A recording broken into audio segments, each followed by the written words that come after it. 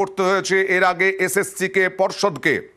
আপনাদেরকে মনে করিয়ে দিই, মুর্শিদাবাদের গোঠা হাই স্কুলে নিয়োগ দুর্নীতি হয়েছিল। সেই নিয়োগ দুর্নীতির তদন্ত করছে সিআইডি আদালতের নির্দেশে, কিন্তু সিআইডিকে নাকি সহযোগিতা করছে না এসএসসি বা পর্ষদ। আর এতেই ক্ষুব্ধ বিচারপতি বিশ্বজিৎ বসু। কথা বলবো প্রতিনিধি অর্ণবের সঙ্গে। অর্ণব, বিশ্বজিৎ বসু আজকে তোপ দেখেছেন বলা যায়, কি মন্তব্য?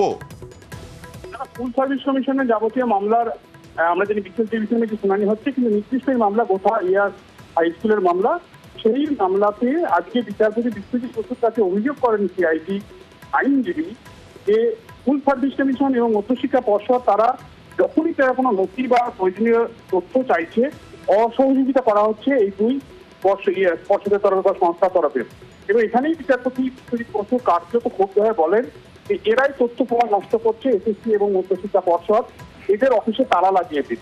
এবং শুধু তাই নয়, একই সঙ্গে তিনি এটাও বলেন যে স্কুল সার্ভিস কমিশন এবং মধ্যশিক্ষা পর্ষদের যে ভূমিকা রয়েছে তার ক্ষেত্রে সিআইডি চাইলে আরো কড়া পদক্ষেপ করতে পারে।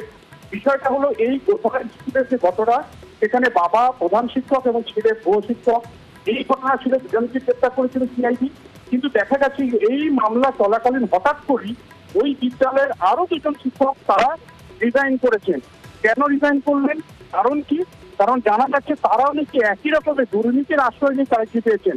কিন্তু সেই দুজন যে রিজাইন করলেন, না তথ্য এসএসসির কাছে, না তথ্য আছে মধ্যশিক্ষা পর্ষদের কাছে। এক্ষেত্রে বিশ্বজিৎ বসু অবাক হলেন, প্রকাশের মধ্যে থেমে থাকলেন না, তাই তিনি এই অফিসে তালা মেলে দেওয়ার পরামর্শ দিলেন সিআইডি কে। এবং শুধু তাই নয়, একই সঙ্গে সিআইডিও তদন্তে তাদের এফআইআর এর নেম যারা অ্যাকিউজ তাদেরকে কেন গ্রেপ্তার করছে না, আদালতে বিচারপতি চেয়ার ছেড়ে তিনি কি সিটে অর্থাৎ সিআইডির সিটে যোগদান করবেন, এই প্রশ্ন করেন। কোনোবার মামলা পরবর্তী স্থানে তদন্তের অগ্রগতি দেখাতে না পারলে আরো কড়া পদক্ষেপ নেবেন বিচারপতি বসে, এর মতো হুঁশিয়ারি দিয়ে। ধন্যবাদ। আর মানুষের জ্ঞান